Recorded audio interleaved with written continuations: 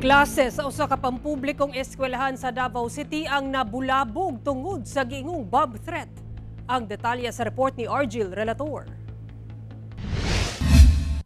Gilayong gisuspende ang klase Biyernes sa buntag ug milusad og inspeksyon ug sweeping operation ang mga otoridad sa Vedastor F. Corcuera Elementary School sa Malagamot, Barangay Panacan, Davao City. Human makadawat og report labot sa matud pa bomb threat sa maong eskwelahan.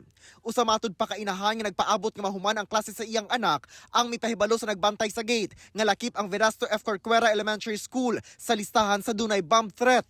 Tapos ningon siya sa amo nga, uy, unsa man din Corcuera no kanang apil daw kuno ni Sales sa bomb threat.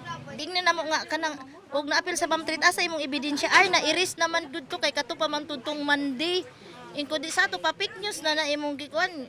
Mipahibalo sa matud pa ang maong inahan sa usa ka kagawad og dito na miabot ang mga otoridad. Ay tabo nga nanawag na og barangay og kaning sani kanang mga pulis mo to nga hitabo sir, tapos ang tao diri daghan na kay sa nga tanan di naman namo makontrol ang crowd.